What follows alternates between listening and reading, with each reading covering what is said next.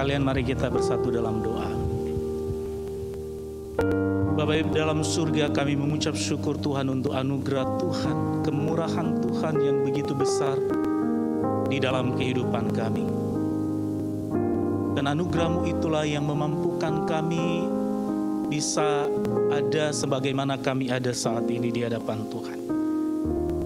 Karena itu Tuhan, kami datang kepada Tuhan untuk menyembah Engkau, untuk mengembalikan segala puji, hormat, kemuliaan bagi nama Tuhan. Dan terlebih-lebih melalui cara hidup kami ingin merespons kemurahan dan anugerah-Mu itu dengan hidup kudus di hadapan Tuhan. Karena itu Tuhan, dalam ibadah ini kami akan mendengarkan dan merenungkan firman Tuhan. Dan biarlah kebenaran firman Tuhan itu dapat mengubahkan kehidupan kami, mengoreksi kami, menegur, dan juga menguatkan dan memberikan pengharapan di dalam kehidupan kami. Tuhan, berfirmanlah kepada setiap kami semua yang ada di tempat ini siap mendengarkan kebenaran firman. Di dalam nama Tuhan kami Yesus Kristus, kami naikkan doa dan syukur kami. Amin. Jemaat sekalian, tema kita hari ini adalah ibadah hidup dalam kemurahan, yang akan kita landaskan di dalam satu bagian firman Tuhan yang terambil dari Roma 12 ayat 1 dan 2. Roma 12 ayat 1 dan 2.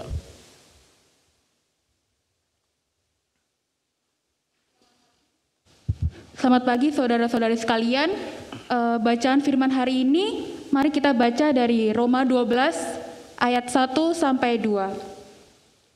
Sekali lagi, Roma 12 ayat 1 sampai 2. Karena itu saudara-saudara, demi kemurahan Allah, aku menasihatkan kamu supaya kamu mempersembahkan tubuhmu sebagai persembahan yang hidup, yang kudus, dan yang berkenan kepada Allah. Itu adalah ibadahmu yang sejati.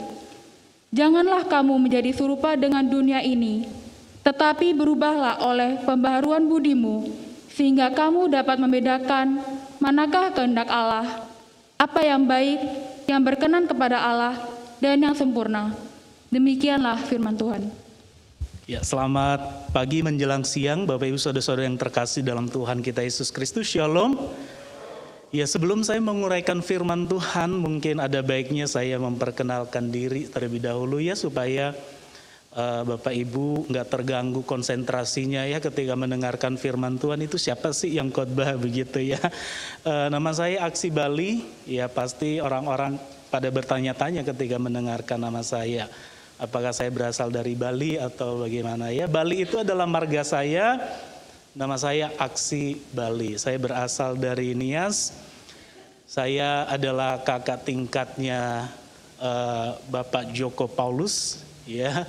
Di STT Amanat Agung, pernah sekamar ya bahkan dengan Pak Joko Paulus, jadi saya tahulah luar dalamnya dia begitu ya. Kemudian saya punya istri 1 dan 3 anak.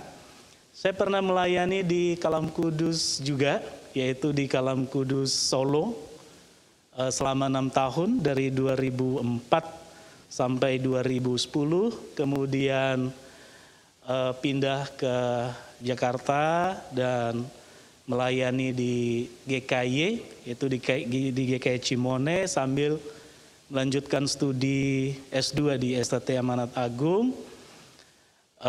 Kemudian sejak Juli 2019 yang lalu, saya melayani di Rumah Sakit Siloam sebagai hospital counselor sampai hari ini. Ya, jadi sekilas perkenalan singkat dari saya. Pandemi ini membuat kita banyak penghalang begitu ya. Ketika kita pertama kali ketemu dengan orang begitu ya, kita nggak tahu wajahnya dan kita saling nebak-nebak wajahnya itu kayak apa ya, daripada yang kalian bayangin wajah saya bukan firman Tuhan. Jadi saya membuka masker saya beberapa detik aja supaya Bapak Ibu, saudara-saudara bisa tahu wajah saya itu kayak apa sih begitu ya. Jadi bisa nanti konsentrasi mendengarkan khotbahnya ya. Ya, jadi inilah wajah saya ya Bapak Ibu ya. Udah ya? Cukup ya? Atau ada yang mau nambah? Enggak ya. Oke. Baik. Ya, Bapak Ibu, tema kita hari ini adalah ibadah. Titik 2, hidup dalam kemurahan.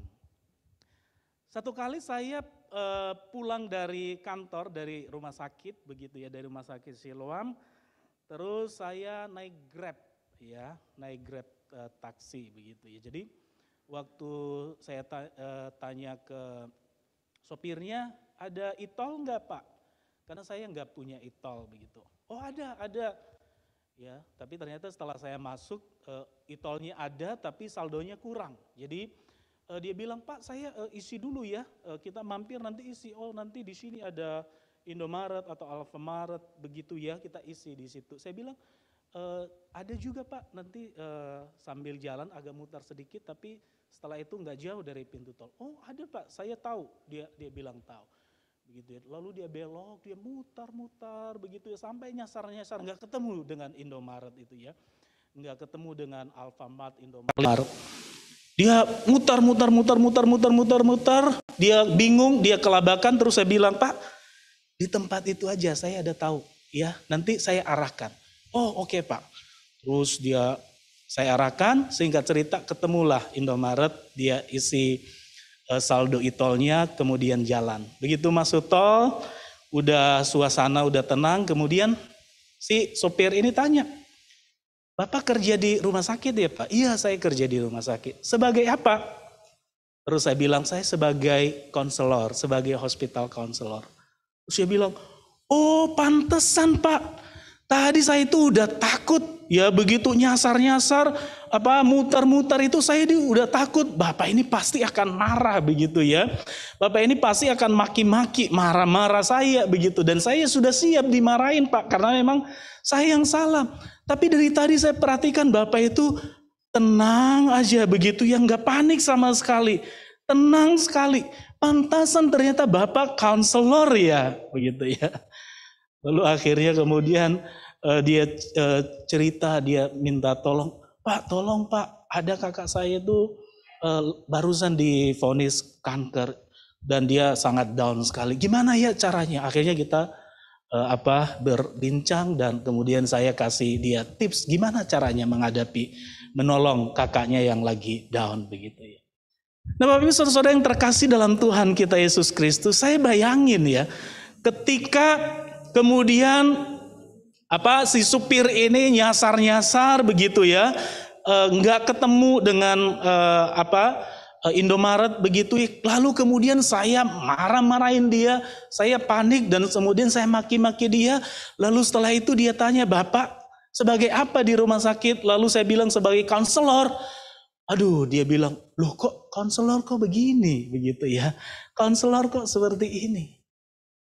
Saudara yang terkasih dalam Tuhan kita Yesus Kristus, sehingga kita sebagai orang Kristen yang setiap hari, yang setiap minggu beribadah kepada Tuhan secara formal. Saudara kita ini statusnya adalah sebagai orang Kristen, sebagai orang beriman, sebagai orang yang telah ditebus oleh Kristus, sebagai orang percaya. Pertanyaannya adalah, apakah hidup kita juga sesuai dengan status kita sebagai orang Kristen? Apakah keseharian kita juga adalah sesuai dengan apa yang kita lakukan dalam ibadah ini? Apa yang kita lakukan di dalam ibadah kita secara formal? Secara ibadah formal kita adalah ekspresi dari kehidupan sehari-hari kita.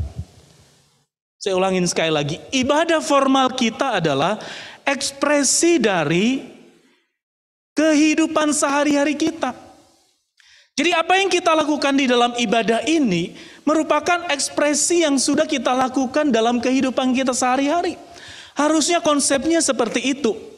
Jadi kalau kita memuji Tuhan di dalam ibadah seperti ini, dalam ibadah formal, itu adalah ekspresi kita karena kita sudah memuji Tuhan dalam hidup kita sehari-hari. Kalau di dalam ibadah formal ini kita bersyukur kepada Tuhan, itu adalah sebuah ekspresi karena kita sudah bersyukur di dalam kehidupan nyata kita sehari-hari. Itulah konsep ibadah. Seperti itulah seharusnya kita menjalani hidup kita sebagai orang Kristen. Maka tema kita hari ini adalah bagaimana ibadah itu kita wujud nyatakan di dalam kehidupan kita, yaitu dengan cara hidup di dalam kemurahan. Hidup bermurah hati terhadap sesama, terhadap orang lain. Pertanyaannya adalah bagaimanakah ibadah itu dapat membawa kita hidup di dalam kemurahan? Bagaimanakah ibadah itu membawa kemudian kehidupan kita sehari-hari hidup di dalam kemurahan? Yang pertama-tama adalah kita harus merasakan dan mengalami kemurahan Tuhan itu terlebih dahulu. Kita harus merasakan dan mengalami kemurahan Tuhan terlebih dahulu. Saudara, kalau kita baca tadi dalam Roma 12 ayat 1, bisa ditampilkan slide berikutnya. Dikatakan di situ, karena itu saudara-saudara, demi kemurahan Allah, aku menasihatkan kamu, supaya kamu mempersembahkan tubuhmu sebagai persembahan yang hidup, yang kudus, dan yang berkenan kepada Allah. Itu adalah ibadahmu yang sejati. Saudara, coba kita perhatikan di situ ada berapa kata kunci di situ, yaitu karena itu. Ya, karena itu. Kalau dikatakan karena itu, berarti ada penyebabnya. Karena apa? Begitu ya. Karena apa kemudian penulis Roma ini menasehatkan kita untuk mempersembahkan tubuh kita sebagai bentuk ibadah kita kepada Tuhan. Karena apa? Alasannya adalah karena apa yang tercatat di dalam Roma pasal 1 sampai pasal 11. Alasannya ada di situ. Karena apa? Karena semua yang tercantum di dalam Roma 1 sampai Roma 11. Apa yang tercantum di situ? Apa isi dari Roma 1 sampai Roma 11 itu? Singkatnya adalah isi intisari dari Roma pasal 1 sampai pasal 11 itu adalah bercerita tentang kemurahan Tuhan di dalam kehidupan kita. Bercerita tentang anugerah Tuhan yang begitu besar di dalam kehidupan orang percaya. Yaitu kehidupan orang percaya yang tadinya hidup di dalam dosa. Kehidupan orang percaya yang sebelumnya hidup di dalam murka Tuhan. Dan dikatakan upah dosa ialah maut. Kehidupan orang percaya yang harusnya dihukum mati. Yang harusnya pantas untuk dibinasakan. Tapi dikatakan dengan anugerah Tuhan, dengan kemurahan Tuhan, saudara, kita diselamatkan dari hukuman dosa itu, dari maut itu. Sehingga kalau kita baca Roma 5 ayat 8 dikatakan, bahkan Tuhan itu sudah menebus kita, mengorbankan dirinya di atas kayu salib ketika kita masih berdosa. Bukan ketika kita sudah baik. Bukan ketika kita sudah benar. Bukan ketika kita sudah menjalani hidup yang lebih baik di hadapan Tuhan. Enggak. Dikatakan ketika kita masih berdosa, itulah anugerah, itulah kemurahan.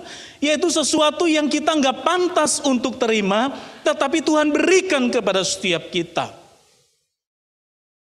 Oleh karena itu, karena kita sudah mendapatkan anugerah yang seperti ini, karena kita sudah merasakan, mengalami dan menikmati kemurahan Tuhan itu dalam hidup kita, maka Rasul Paulus menasihatkan kepada kita, karena itu saudara-saudara, demi kemurahan Allah itu yang tercatat di pasal 1 sampai pasal 11 itu, aku menasihatkan kamu supaya kamu mempersembahkan tubuhmu sebagai persembahan yang hidup, yang kudus, dan yang berkenan kepada Allah. Itu adalah ibadahmu yang sejati. Maka benar apa yang dikatakan oleh Richard Foster, ya. Dia mengatakan, worship is the human response to the divine initiative. Worship is the human response to the divine initiative. Jadi penyembahan itu, ibadah itu adalah respon manusia, tanggapan manusia terhadap apa? Terhadap inisiatif ilahi. Apa itu inisiatif ilahi? Yaitu anugerahnya, kemurahannya yang mencari kita orang-orang berdosa ini. Anugerahnya, kemurahannya yang memampukan kita untuk bisa hidup di dalam kemurahan Tuhan, hidup di dalam keselamatan yang Tuhan berikan kepada setiap kita, sehingga kita tidak perlu lagi hidup di dalam dosa, tidak perlu lagi hidup di dalam murka Allah, tidak perlu lagi hidup di dalam ketakutan, oleh karena upah dosa ialah maut itu. Tetapi kita hidup di dalam kemerdekaan, kita hidup di dalam anugerah Tuhan, kita hidup di dalam kemurahan Tuhan. Jadi pertama-tama, kalau kita ingin hidup kita penuh dengan kemurahan terhadap sesama, pertama-tama kita harus sadar bahwa kita ini adalah orang-orang yang telah merasakan, mengalami, dan menikmati kemurahan Tuhan. Serta tanpa kesadaran itu, tanpa kita bisa merasakan, tanpa kita bisa menikmati, tanpa kita bisa mengalami kemurahan Tuhan itu dalam kehidupan kita, saudara, jangan kita berharap bahwa kita bisa hidup di dalam kemurahan terhadap sesama kita. Saudara, kebaikan-kebaikan yang kita lakukan terhadap sesama kita di luar Tuhan, saudara, itu adalah kebaikan-kebaikan yang ujung-ujungnya berpusat hanya pada diri kita sendiri, bukan kepada kemuliaan Tuhan. Oleh karena itu Bapak Ibu Saudara-saudara yang terkasih, mempersembahkan diri kepada Tuhan yang merupakan inti dari penyembahan adalah respons alami kita terhadap kasih dan belas kasihan Tuhan yang luar biasa itu, yang tidak menuntut syarat itu kepada setiap kita. Setelah kita merasakan dan menikmati, mengalami kemurahan Tuhan itu di dalam hidup kita, baru kemudian kita berbicara, baru kemudian kita bisa berbicara tentang bagaimana kita bisa bermurah hati di dalam kehidupan kita sehari-hari. Karena kemurahan Allah yang kita alami itu memampukan kita untuk bermurah hati terhadap sesama kita. Maka perhatikan Bapak Ibu Saudara, ketika Roma 12 ayat 1 itu dikatakan, karena itu saudara-saudara, demi kemurahan Allah, aku menasihatkan kamu supaya kamu mempersembahkan tubuhmu sebagai persembahan yang hidup, yang kudus, dan yang berkenan kepada Allah. Itu adalah ibadahmu yang sejati. Jadi Rasul Paulus mengatakan begini, karena kemurahan Allah itu, maka kamu responnya gimana? Responnya adalah kamu melakukan ibadah yang sejati. Lalu ibadah yang sejati itu seperti apa? Yaitu dengan cara mempersembahkan tubuhmu sebagai persembahan yang hidup, yang kudus, dan yang berkenan kepada Tuhan.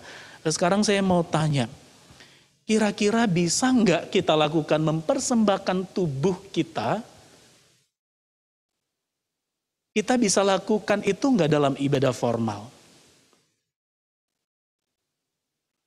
Kita bisa lakukan itu nggak dengan sempurna di dalam ibadah formal kita? Mempersembahkan tubuh itu bentuknya kayak apa di dalam ibadah formal? Saudara, itu bentuknya sangat abstrak sekali kalau kita mengatakan bahwa mempersembahkan tubuh itu kita lakukan di dalam ibadah formal seperti hari ini. Itu sangat abstrak sekali. Atau kalaupun kita berkata, oh berarti kita mempersembahkan tubuh kita lewat ketika kita melayani Tuhan. Ketika kita melakukan berbagai kegiatan dan pelayanan di gereja, itu berapa lama, berapa jam kita lakukan itu. Karena itu, mempersembahkan tubuh itu secara real hanya bisa dilakukan di dalam kehidupan nyata kita sehari-hari.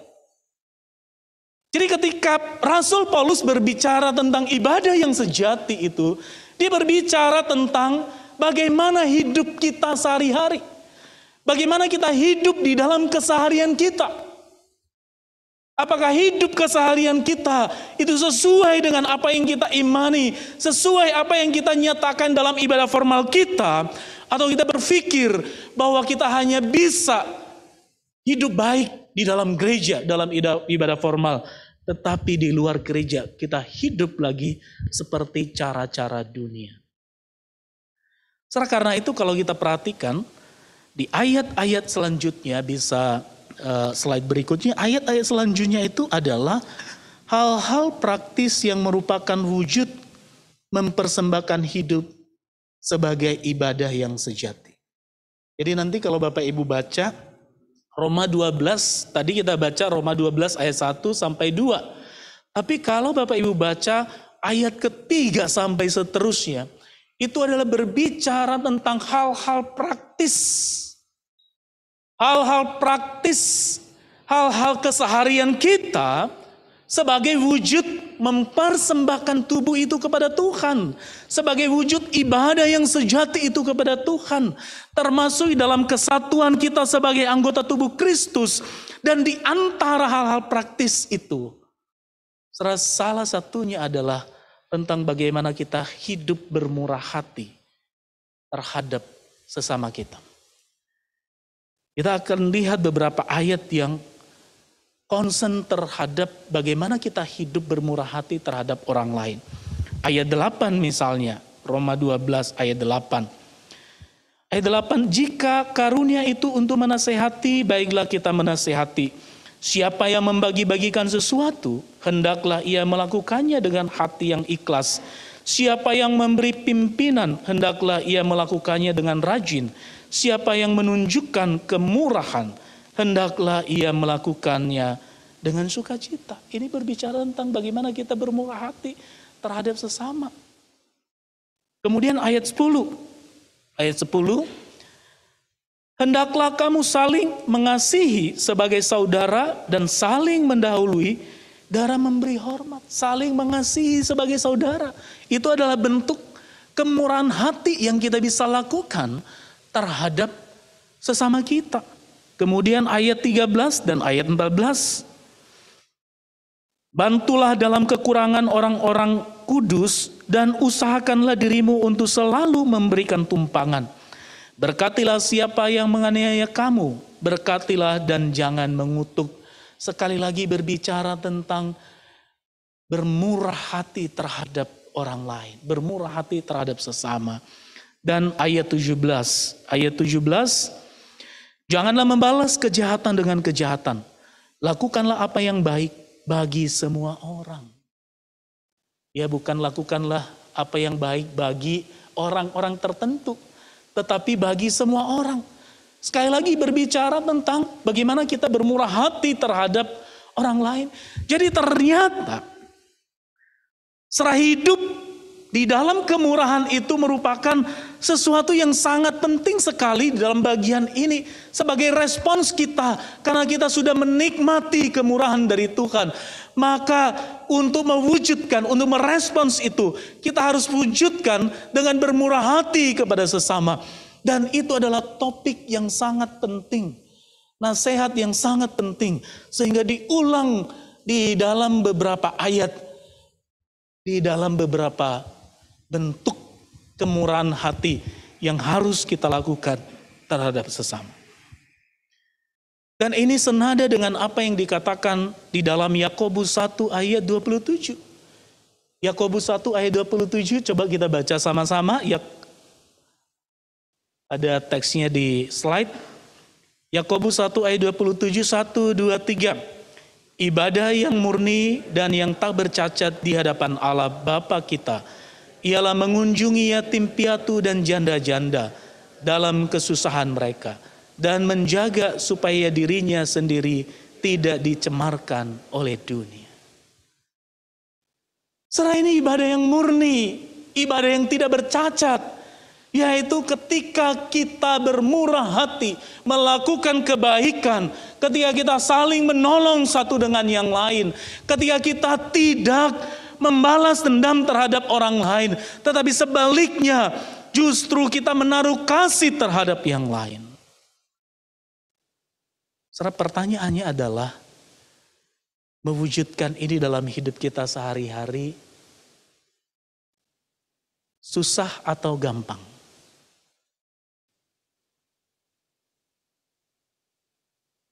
Susah atau gampang, Bapak Ibu? Susah atau gampang? Nggak ada yang berani jawab. Nggak tahu karena susah atau karena gampang. Wah, itu mah gampang, Pak. Iya. Susah atau gampang? Yang bilang gampang? Nggak ada. Yang bilang susah? Yang lain bingung ya. Saudara, susah sekali untuk mewujudkan kemurahan itu di dalam kehidupan nyata kita sehari-hari.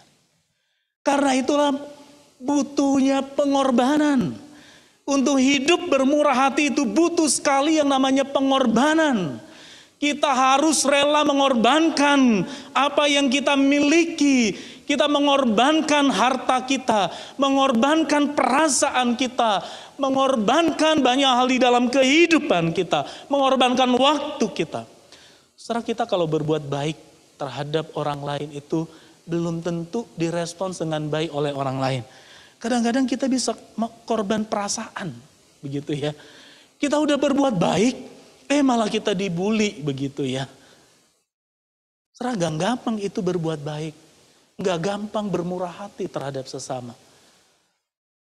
Karena ada pengorbanan yang harus kita bayar.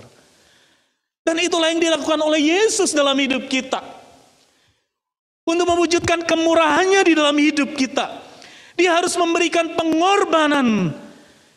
Dan pengorbanan Yesus itu adalah pengorbanan yang tidak ada tandingnya. Pengorbanan yang tidak ada apa-apanya dibandingkan dengan pengorbanan yang kita berikan ketika kita melakukan kemurahan terhadap orang lain. Sekarang kita lihat satu video klip. Ya, video klip ini memenangkan piala Oscar sebagai short animation, ya, sebagai film animasi pendek, ya, di tahun 2017. Karena pesannya yang sangat kuat, yang sangat menyentuh.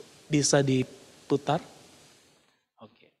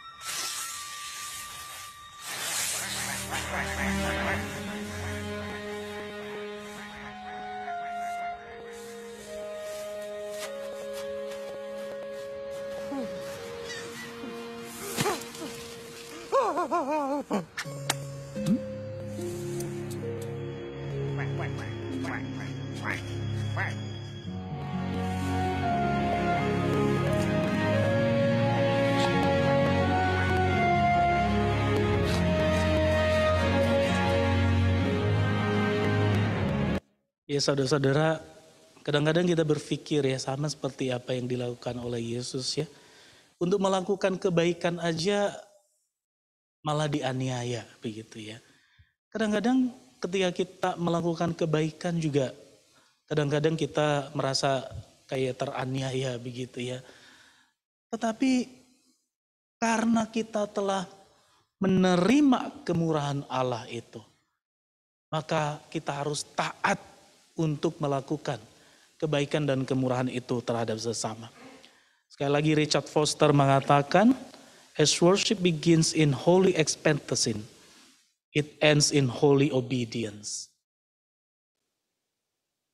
Sebagaimana penyembahan itu, ibadah itu dimulai dengan pengharapan yang kudus di hadapan Tuhan. Harus juga diakhiri dalam kehidupan kita sehari-hari, dalam kehidupan nyata kita dengan ketaatan. Meskipun gak mudah, meskipun gak gampang kita melakukan itu. Tetapi kita harus melakukan itu karena itu adalah sebagai respons kita. Karena anugerah Allah, kemurahan Tuhan yang luar biasa di dalam kehidupan kita. Saudara, ada satu film dokumenter namanya The Dropbox. Ya, The Dropbox ini bercerita tentang seorang pendeta di Korea Selatan. Ya, jadi satu kali ketika pendeta ini membuka pintu gereja, dia menemukan depan pintu gereja itu ternyata ada bayi di situ yang dibuang, yang ditinggalin oleh orang tuanya, begitu ditinggalin dalam gereja itu. Selalu kemudian pendeta ini bersama istrinya dia mengambil bayi ini dan kemudian dia merawat, dia membesarkannya. Dari sini kemudian muncul ide dari si pendeta ini. Setelah dia berpikir bahwa di luar sana ada begitu banyak bayi yang dibuang. Dan biasanya bayi-bayi yang dibuang itu adalah bayi yang tidak diinginkan. Entah karena itu adalah di luar nikah, atau karena bayi-bayi itu adalah disabilitas, cacat, sehingga dibuang begitu saja. Jadi pendeta ini pikir untuk melakukan sesuatu, yaitu dia kemudian membuat sebuah tempat yang disebut dengan Dropbox. Dropbox itu kemudian ditaruh di depan sebuah, akhirnya dia mendirikan sebuah panti asuhan. Dia taruh di depan sebuah panti asuhan, jadi kayak kotak begitu ya. Jadi siapa yang mau buang anaknya di situ, ditaruh di situ dan akan dipelihara oleh pendeta itu bersama di dalam panti asuhan itu. Bersama dengan istrinya dan ada beberapa orang yang mengurus panti asuhan itu. Akhirnya puluhan anak-anak yang kemudian ditaruh di situ dan dibesarkan dengan cara yang luar biasa dengan penuh kasih. Lalu kemudian ada seorang mahasiswa program doktoral dari University of California yang bernama Brian Ive. Kemudian Brian Ive itu dia mendengarkan cerita soal ini, lalu dia tertarik untuk membuat sebuah film dokumenter mengenai kisah dari pendeta ini yang mengadopsi anak-anak yang dibuang itu. Setelah dia kemudian akhirnya datang ke Korea Selatan, dia membuat film itu bersama dengan dua rekannya. Setelah diceritakan bahwa di dalam proses pembuatan film itu, kemudian ketika si sutradara ini, Brian Ive ini, melihat bagaimana kemudian pendeta ini begitu luar biasa bermurah hati, begitu luar biasa dalam mengurus anak-anak ini. Yang seharusnya dia nggak harus lakukan itu, dia bisa saja nggak peduli terhadap semua itu. Apa yang akhirnya terjadi? Sang sutradara itu hatinya tersentuh dan hidupnya kemudian mengalami perubahan sampai akhirnya dia percaya kepada Yesus Kristus untuk pertama kalinya karena apa yang dilakukan oleh pendeta itu. Setelah Brian Ive itu kemudian berkata dalam sebuah tulisan, dia berkata begini. Ketika dia melihat anak-anak yang disabilitas itu, mereka orang-orang yang dibuang, yang dianggap tidak berguna, Tetapi kemudian dia diambil oleh sang pendeta itu, dan di mata pendeta itu anak-anak ini adalah sangat berharga. Dan kemudian dia melihat dirinya, dia berkata, saya adalah sama seperti bayi-bayi itu. Saya ini di hadapan Tuhan adalah orang tidak berguna. Saya ini di hadapan Tuhan adalah orang berdosa. Orang yang harusnya dibuang. Orang yang harusnya dihukum. Tetapi Tuhan menerima saya. Tuhan mengasihani saya. Sehingga dia bertobat di dalam proses pembuatan film ini. Dan di balik cerita ini sebenarnya, si pendeta itu ternyata dia punya seorang anak cacat. Dia punya anak kandung yang cacat. Yang sampai akhirnya anaknya ini meninggal. Serah dari situlah, di tengah-tengah penderitaannya karena dia kehilangan anaknya. Kemudian dia menemukan bayi itu di depan gereja. Dan dia terfikir untuk membesarkan anak-anak yang tidak diinginkan ini. Saudara yang terkasih dalam Tuhan kita Yesus Kristus. Mungkin kita tidak perlu menjadi seperti pendeta ini. Tidak perlu menjadi seperti pendeta Lee Jong Rak ini. Kita tidak perlu menjadi harus seperti itu. Tetapi kita bisa melakukannya dalam hal-hal kecil. Di dalam hal-hal sederhana. Di dalam kehidupan kita sehari-hari. Bagaimana kita bermurah hati terhadap sesama kita. Bagaimana kemurahan hati itu menjadi sebuah karakter yang melekat pada diri kita. Mari kita tundukkan kepala. Kita berdoa. Bapa di surga, terima kasih Tuhan untuk kemurahan Tuhan sekali lagi dalam kehidupan kami. Dan terima kasih firman Tuhan yang kembali mengingatkan kami untuk hidup dalam kemurahan.